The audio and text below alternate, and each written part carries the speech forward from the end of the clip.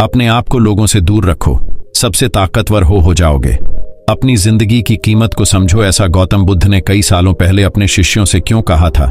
चलिए जानते हैं, एक कहानी के माध्यम से। तो बिना देर किए चलिए उस कहानी की शुरुआत करते हैं। जिंदगी की कीमत क्या है? हम में से बहुत से लोग अपनी जिंदगी की वैल्यू नहीं समझते और अपने जीवन को ऐसी चीजों में बर्बाद कर देते हैं जिनसे हमारा नुकसान ही होता है। कुछ लोग अपनी जिंदगी शराब के पीछे बर्बाद कर देते हैं, तो कुछ लड़कियों के चक्कर में, और कुछ अपनी सारी जिंदगी पैसा पैसा करके बर्बाद कर देते हैं। आज की इस कहानी के जरिए आप जानेंगे कि हमारी जिंदगी कितनी कीमती है और हमें अपनी इस कीमती जिंदगी को किस तरह जीना चाहिए। एक बार की बात है, गौतम बुद्ध अपने शिष्यों को जिंदगी से जुड़ी अच्छी बुरी चीजों का ज्ञान दे रहे थे। सभी शिष्य उनकी बातों को बहुत ध्यान से सुन रहे थे। उन सभी में एक शिष्य ऐसा था जिसे प्रश्न पूछने की बहुत आदत थी। वो उठकर गौतम बुद्ध के पास गया और उनसे बोला, आप हमें जिंदगी के बारे में जो कुछ सिखा रहे हैं उस सब का क्या फायदा? क्योंकि हम में से बहुत से बच्चों को ये भी नहीं पता कि हमारे जीवन का मूल्य क्या है और ये जीवन हमारे लिए कितना कीमती है। पहले आप हमें ये बताइए कि इस जीवन का मूल्य क्या है। अपने शिष्य की बात सुनकर गौतम बुद्ध अपने कक्ष में गए और एक चमकता हुआ पत्थर का टुकड़ा लेकर आए। वो टुकड़ा उन्होंने अपने शिष्य को दिया और बोले, मैं तुम्हें इस जीवन का मूल्य तब बताऊंगा जब तुम इस पत्थर का सही मूल्य पता लगा कर आओगे। साथ ही ये ध्यान रखना कि तुम्हें ये पत्थर का टुकड़ा किसी को बेचना नहीं है। गौतम बुद्ध की बात मानकर वो शिष्य बाजार की तरफ चला गया। बाजार में सबसे पहले उसकी नजर एक फल बेचने वाले पर पड़ी और उसने वो पत्थर उस फल वाले को दिखाया और बोला, इस पत्थर के बदले आप मुझे कितने फल दे सकते हो?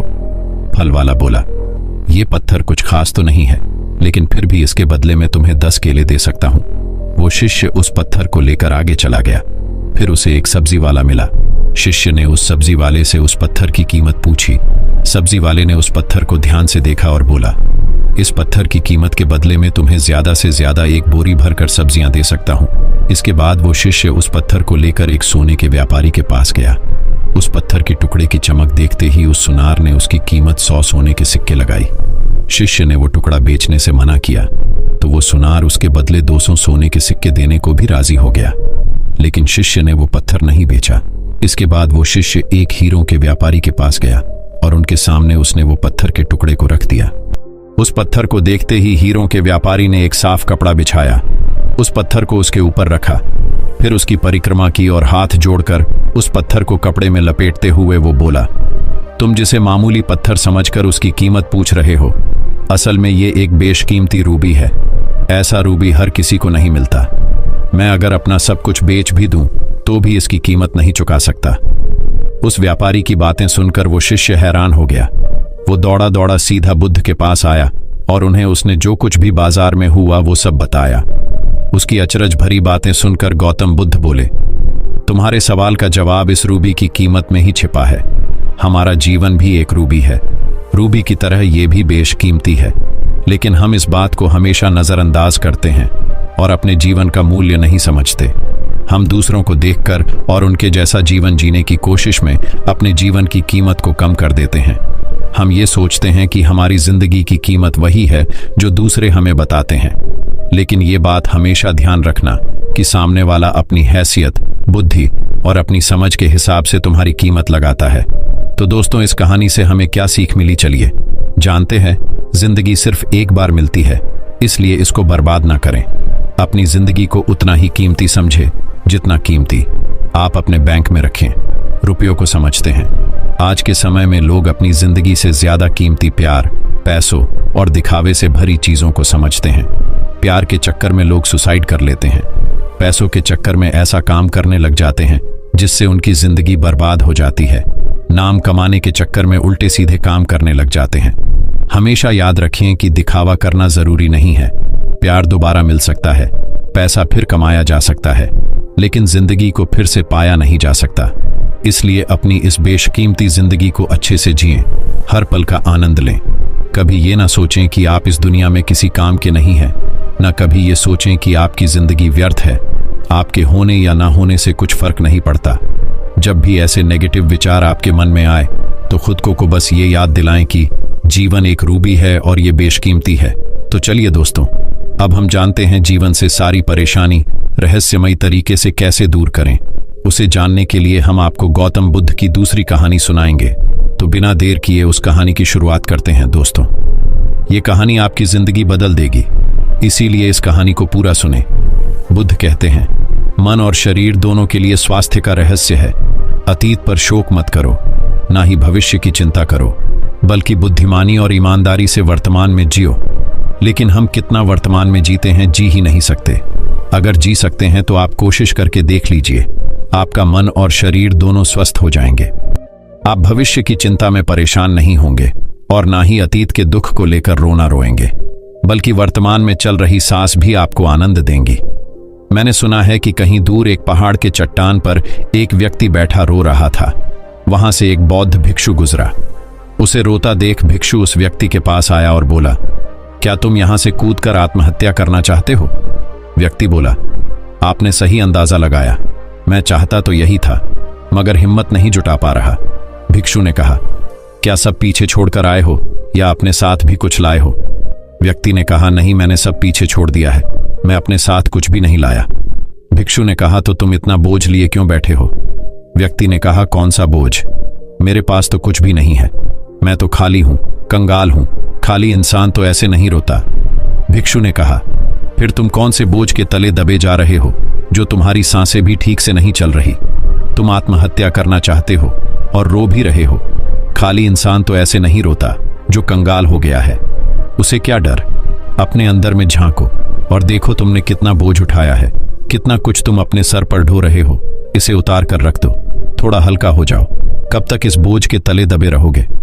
वह व्यक्ति भिक्षु के चरणों में गिर पड़ा और बोला, आपने तो मुझे पढ़ लिया, मेरे अपने भी मुझे नहीं समझ पाए। आप ही मेरी समस्या का समाधान कर सकते हैं। भिक्षु ने कहा, समस्या क्या है? व्यक्ति ने कहा, मेरे घर पर, वहां मेरे साथ चलिए। भिक्षु ने कहा, नहीं, समस्या तुम्हारे घर पर नहीं है, समस्या तुम्हारे अंदर है। जब तक तुम अपने अंदर में समस्या का समाधान नहीं करोगे, तुम्हें हर जगह समस्याएं ही नजर आएंगी। और अगर यहां इस चट्टान पर समस्या नहीं है, तो फिर तुम यहां आत्महत्या करने की क्यों सोच रहे हो? मैं आत्महत्या करना चाहता था, क्योंकि तुमने तो घर छोड़ दिया है, समस्या भी छूट गई है, फिर तुम इतने परेशान क्यों हो? व्यक्ति बोला, आप सही कहते हैं, मैं आपकी बात समझ रहा हूं, कमी मुझ में ही है, इसलिए तो मैं आत्महत्या करना चाहता था। मैं किसी काम का नहीं हूं, मैं जो कुछ भी करने जाता हूं सब बिगड़ जाता है, मेरी किस्मत ही बहुत खराब है। भिक्षु ने कहा, ठीक है, मुझे बताओ कि क्या खराबी है तुम्हारी किस्मत में? व्यक्ति ने कहा, मैंने व्यापार करने के लिए अपने परिवार से धन लिया, उस धन से मैंने व्यापार किया, लेकिन मेरा व्यापार ठीक नहीं चला। शुरू में मेरे परिवार वालों ने मेरा साथ दिया, लेकिन धीरे धीरे जैसे जैसे मैं अपने व्यापार में नुकसान उठाता गया, मेरे परिवार वाले भी मुझसे दूर हो गए। मैं सब उन्हीं के लिए कर रहा था, लेकिन वह मुझे अब इन सब का जिम्मेदार ठहराते हैं। मुझे भी लगता है कि मैंने उन सब के साथ गलत किया। मेरा एक मित्र है, उसने भी व्यापार आरंभ किया था, आज उसका व्यापार बहुत अच्छा चल रहा है। वह कभी मेरे घर आता है तो वह अपने अच्छे चल रहे व्यापार की बात करता है। वह बताता है कि कैसे उसने अपने व्यापार को अपने दम पर खड़ा किया, कैसे उसने मेहनत की और सफलता पाई। मेरे परिवार वाले भी कहते हैं कि देख, तेरे बस का तो कुछ भी नहीं है। अब हालात ये है कि मेरा घर भी गिरवी पड़ा है। भिक्षु ने कहा, क्या तुम्हें पता है तुम्हारा मित्र तुम्हारे पास क्यों आता है? व्यक्ति ने कहा, हाँ, मुझे पता है, वह मुझे नीचा दिखाने आता है। वह यह जताने आता है कि वह मुझसे श्रेष्ठ है। वह चाहता है कि मैं उसकी सफलता देखकर दुखी रहूं। भिक्षु ने कहा, क्या तुम दुखी होते हो?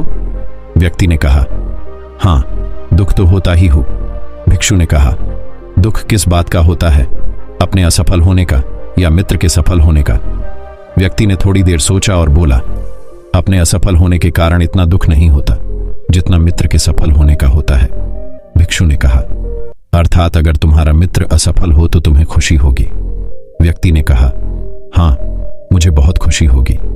भिक्षु ने कहा, अर्थात तुम्हारी खुशी तुम्हारे मित्र के ऊपर निर्भर करती है, तुम्हारी समस्या का कोई समाधान नहीं। तुम्हारा मित्र चाहे तो तुम्हें खुश कर सकता है या चाहे तो दुखी कर सकता है। तुम स्वयं से तो ना खुश हो सकते हो और ना ही दुखी हो सकते हो। तुम अपने मित्र के गुलाम हो गए हो। तुम्हारी समस्या का कोई समाधान नहीं है, क्योंकि तुम्हारी खुशियां और तुम्हारे दुख दूसरों के व्यवहार से आते हैं, तुम्हारे स्वयं के कर्म से तो कुछ नहीं आ रहा। व्यक्ति बोला, ऐसा ना कहें, मुझे आपसे बहुत आशा है। भिक्षु ने कहा, जब हम दूसरों से आशा बांध लेते हैं तब हम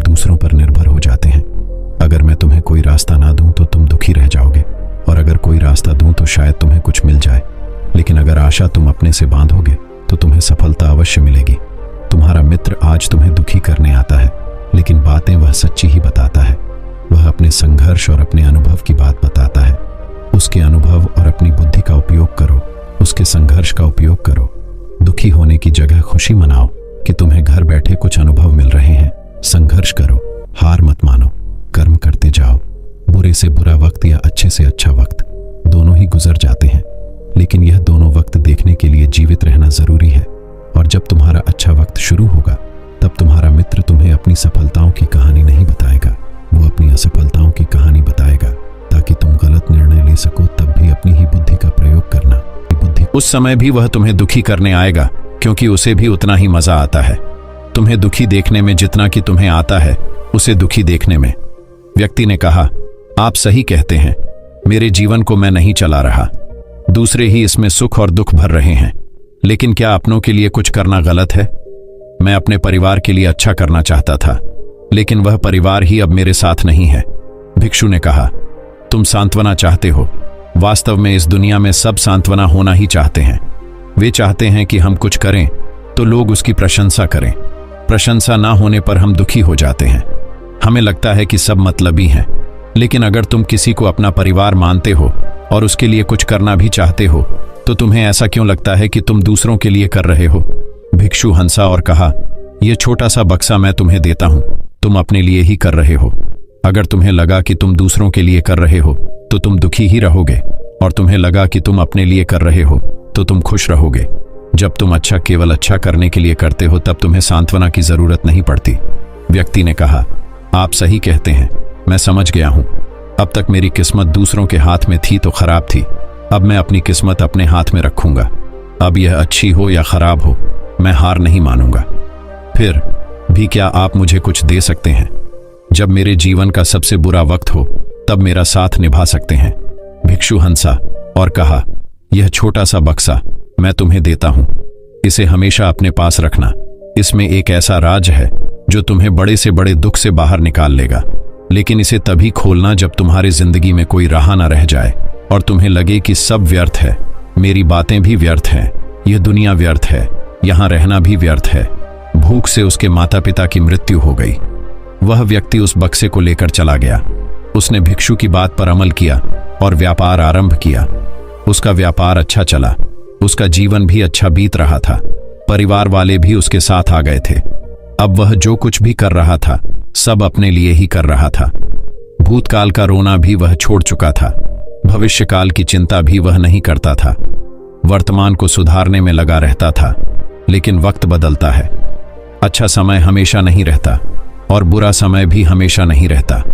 उसका अच्छा समय भी समाप्त हो गया। उसके राज्य पर किसी राजा ने चढ़ाई कर दी। उसका घर तबाह हो गया, व्यापार तबाह हो गया। उसे अपने परिवार के साथ वहां से भागना पड़ा। उसके पास खाने के लिए भी पैसे नहीं थे। भूख से उसके माता पिता की मृत्यु हो गई। वह अपने पत्नी और एक छोटे भाई और 2 बच्चों को लेकर इधर उधर भटक रहा था। उसके बच्चे बीमार थे, उसे पैसा चाहिए था, लेकिन उसके पास कुछ भी नहीं था। तब उसे लगा कि सब व्यर्थ है, उसका जीवन व्यर्थ है, इस पृथ्वी पर सब कुछ व्यर्थ है। सब बातें जो भिक्षु ने कही थी सब व्यर्थ है, किसी भी बात का कोई मतलब नहीं है। अंततः जीवन समाप्त ही होना है, तो फिर जीवित रहकर क्या फायदा? जब वह यह सब सोच रहा था तब उसकी नजर उस छोटे बक्से पर पड़ी जो उसे भिक्षु ने दिया था। उसने उसे खोला। उसमें एक पर्ची थी जिस पर कुछ लिखा था। उसने उसे पढ़ा और जोर से हंसा। उस पर्ची पर लिखा था, यह वक्त भी गुजर जाएगा। उस बक्से में एक सोने का सिक्का था जिससे उसने अपनी नई जिंदगी की शुरुआत की। हो सकता है आपके पास वह सोने का सिक्का ना हो, लेकिन आपके पास हिम्मत तो है ना कुछ कर ही लेंगे। दोस्तों, आगे बढ़ने से पहले ऐसे ही और बेहतरीन कहानी देखने के लिए हमारे चैनल को सब्सक्राइब कीजिए। तो चलिए बढ़ते हैं हमारी बुद्ध की तीसरी कहानी की तरफ। अपने जीवन से दुख कैसे खत्म करें, चलिए जानते हैं गौतम बुद्ध से। दोस्तों, हमारे जीवन में दुख तो बहुत आता है और यह दुख सबके जीवन में आता है, मगर हम अपनी जिंदगी में दुख से बहुत परेशान हो जाते हैं। तो दोस्तों, आज हम आपके लिए लेकर आए हैं गौतम बुद्ध की एक ऐसी कहानी जो आपके दुखों को दूर कर सकता है। दुख की घड़ी में क्या करें? सबल नाम का एक व्यक्ति अपने जीवन से बड़ा निराश था। उसकी निराशा का कारण यह था कि वह अभी तक कुछ नहीं करता था। उसके घर वाले उसे दूसरों का उदाहरण देकर ताने मारते थे कि वह सब तो कामयाब हो गए और तू यही का यही है। जब भी वह कहीं बाहर जाता तो लोग से उससे पूछते कि तुम क्या कर रहे हो, और उसे यह कहने में बहुत शर्म महसूस होती कि वह अभी कुछ नहीं कर रहा, कुछ करने की कोशिश कर रहा है। धीरे धीरे उसने लोगों से मुंह छुपाना शुरू कर दिया। उसका दुख इतना बड़ा था कि उसको लगता कि वह धरती पर बोझ है और उसके बस में कुछ भी करना नहीं है। वह कुछ कर ही नहीं सकता तो वह जीकर क्या करेगा? उसे मर जाना चाहिए। वह अकेले में बैठकर रोता और भगवान को दोष देता। एक दिन उसने नगर में गुरु को देखा जो दुख के ऊपर अपना प्रवचन दे रहे थे। गुरु ने कहा, दुख एक गुरु की तरह होता है जो आपको जीवन के बारे में समझाता है और बताता है। यह आपको सही से जीने का तरीका देता है। आप चाहे तो दुख रूपी गुरु से जीवन जीना सीख सकते हैं या दुख में डूबकर बैठकर रो सकते हैं। सबल भी यह बातें सुन रहा था। उसने गुरु से कहा, दुख कुछ सिखाकर नहीं जाता बल्कि पीड़ा देकर जाता है। दुख की पीड़ा अनंत होती है। ऐसा लगता है कि इसके बाद कुछ नहीं मिलने वाला, कुछ नहीं होने वाला। मृत्यु भी उसके सामने कम लगती है। गुरु ने कहा, क्या दुख है तुम्हें का? आपके पास कोई समाधान है? गुरु मुस्कुराए और गुरु ने कहा, जब तुम्हारे जीवन में असली दुख आए तब मेरे पास आना। गुरु वहां से चले गए। सबल ने सोचा, क्या मेरा दुख असली नहीं है? क्या यह दुख जो मैं झेल रहा हूं दुख नहीं है? कोई भी मेरे दिल का दर्द नहीं समझता, घर वाले नहीं समझते, तो गुरु क्या समझेंगे? अपने दुखों से परेशान होकर सबल ने एक निर्णय लिया कि वह कुछ करके दिखाएगा। उसने एक छोटा सा व्यापार आरंभ किया। उसे उसके व्यापार में सफलता नहीं मिल रही थी, पर उसके घर वाले बहुत खुश थे कि वह कुछ तो प्रयास कर रहा है। धीरे धीरे उसे सफलता मिलने लगी और फिर उसने रफ्तार पकड़ ली। वह 2 वर्ष के भीतर ही एक बड़ा व्यापारी बन गया। अब सबल के आसपास काफी लोग थे जो उसे पसंद करते थे, जो उसकी चिंता करते थे, जो उसके कार्यों की सराहना करते थे, प्रशंसा करते थे। उसके माता पिता भी अपने बेटे की प्रशंसा करते थकते नहीं थे। उसके मित्रों की संख्या दिन ब दिन बढ़ती जा रही थी। वह बहुत खुश था। अपनी जिंदगी में पड़ोस के कुछ मित्रों ने उसे समझाया कि जब वह बड़ा व्यापारी बनकर इतना सुखी रह सकता है तो सोचो, अगर तुम इस नगर के, इस राज्य के सबसे बड़े व्यापारी हो जाओ तो कितना सुख होगा तुम्हारे पास, कितने लोग तुमसे जुड़ेंगे, कितना यश तुम्हारा फैल जाएगा। स्वयं राजा भी तुम्हारी तारीफ करेंगे और जरूरत पड़ने पर तुमसे ही धन उधार लेंगे। यह बात सबल के मन में बैठ गई और अब वह और अधिक प्रयास करने लगा। लेकिन यह सब कुछ उसे बहुत जल्दी चाहिए था। ज्यादा समय इसमें वह बर्बाद नहीं करना चाहता था, इसलिए उसने ऐसे कार्य किए जो उचित नहीं थी। उसने बहुत बड़ी मात्रा में धन उधार लिया, अपने मित्रों से लिया। ज्यादा मुनाफा कमाने के चक्कर में अपने माल की गुणवत्ता खराब कर दी। उसके मित्र उसे जैसा समझाते गए वह वैसा करता गया। दूह की घड़ी में क्या करें, दूसरे व्यापारियों के खिलाफ षड्यंत्र भी रचे। अब उसके जीवन का सुकून कहीं चला गया था। उसे रातों को नींद नहीं आती थी। वह हमेशा कुछ उधेड़बुन में लगा रहता था। सुख साधन की सारी वस्तुएं होने के बाद भी उसे किसी में सुख नहीं मिल रहा था। एक दिन सबल अपने रथ में बैठकर एक मार्ग से जा रहा था। रास्ते में उसने गुरु का आश्रम देखा। वह गुरु के पास पहुंचा और कहा, गुरुदेव, आपने कहा था कि असली दुख हो तो मेरे पास आना। मेरे जीवन में बहुत दुख है, मैं रात को सो नहीं पाता। सबल गुरु को अपनी सारी बात बताई। गुरु ने कहा, जब तुम पहली बार मिले थे तब भी तुम किसी दुख में थे।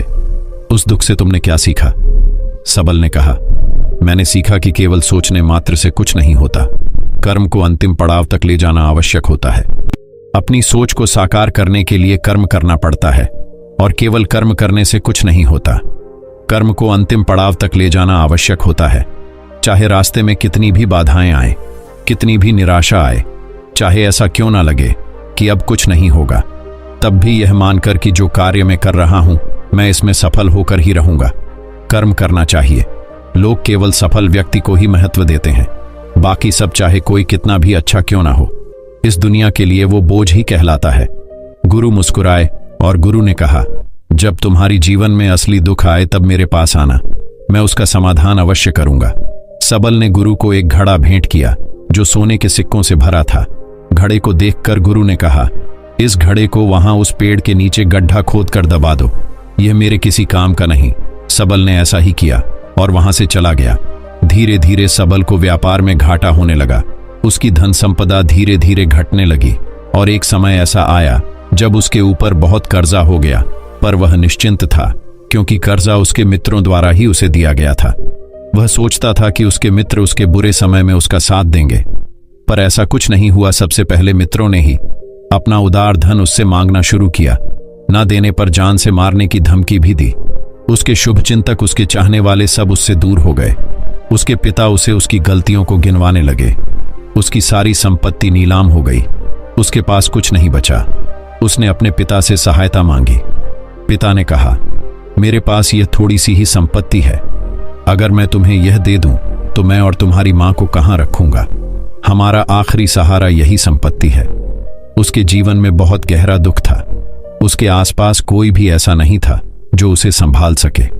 लोगों से मिले इस धोखे की वजह से वह टूट गया था। लगता था कि जीने का कोई मतलब नहीं है, मृत्यु ही एकमात्र सहारा है।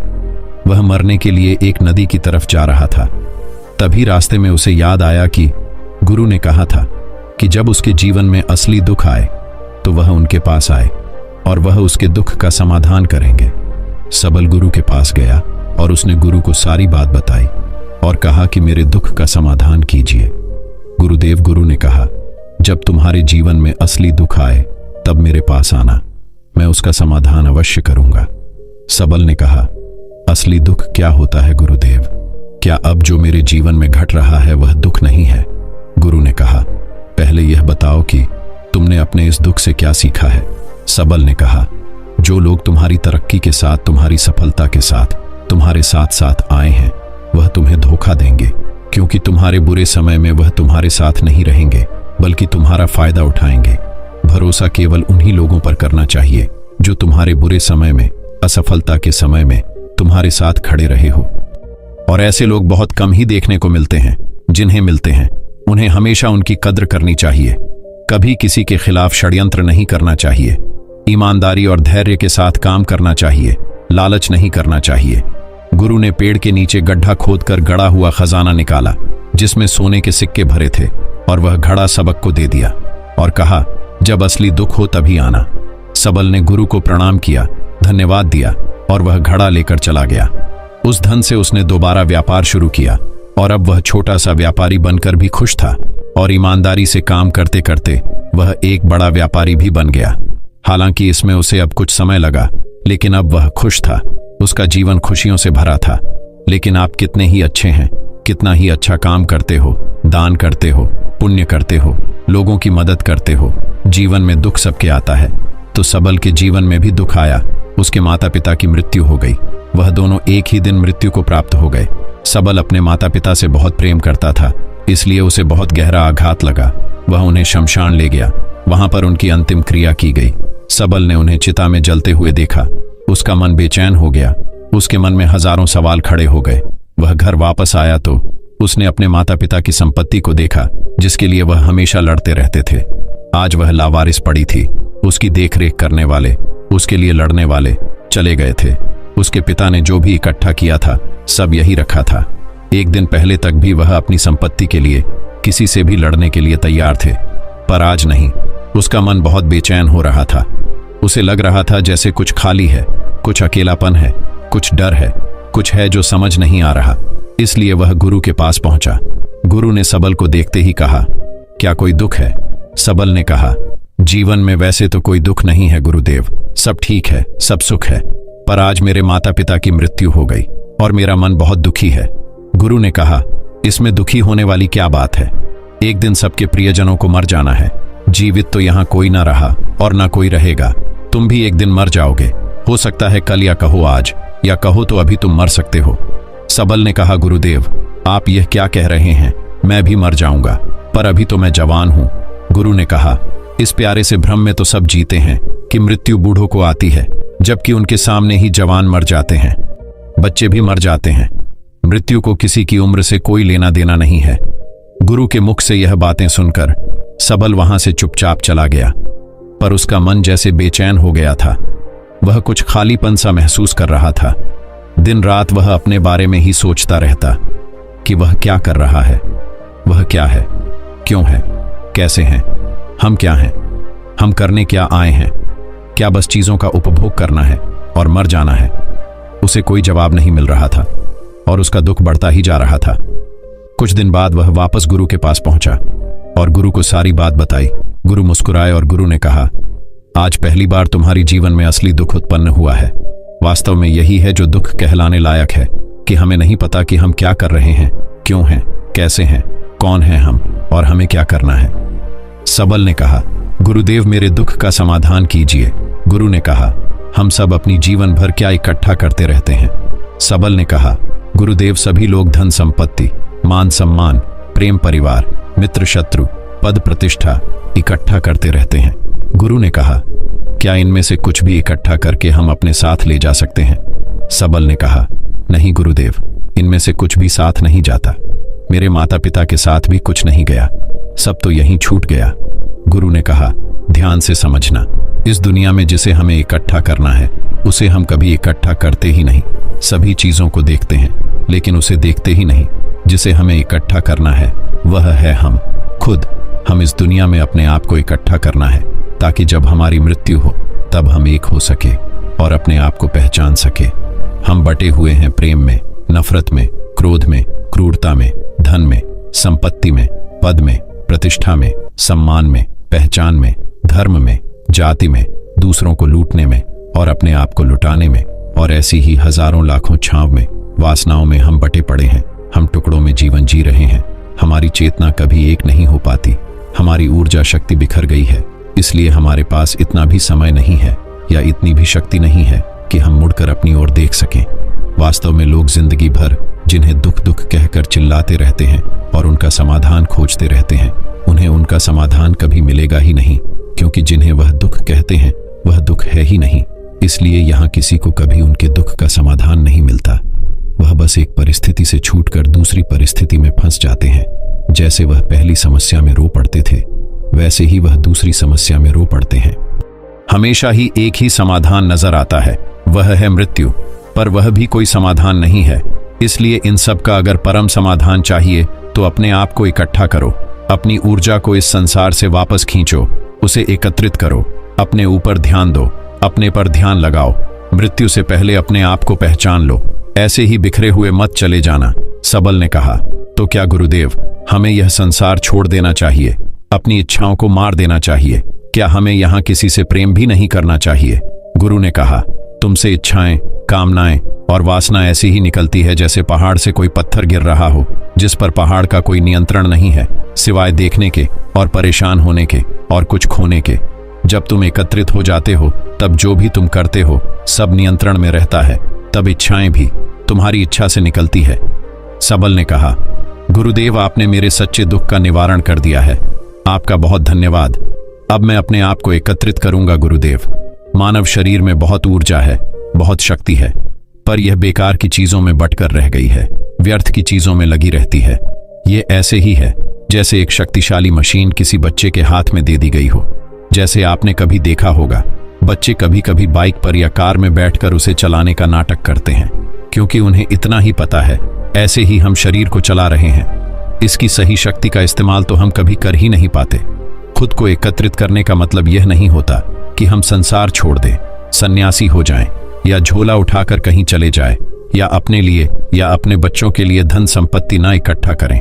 जैसे जब बच्चे बड़े हो जाते हैं तब वह बाइक या कार को चलाकर लंबी दूरी की यात्रा आसानी से कर सकते हैं, नहीं तो बाइक या कार वहीं खड़ी रहेगी और हमें यह वहम रहेगा, भ्रम रहेगा कि हम कहीं जा रहे हैं, जैसा कि बच्चों को होता है, पर हम कहीं नहीं पहुंचते।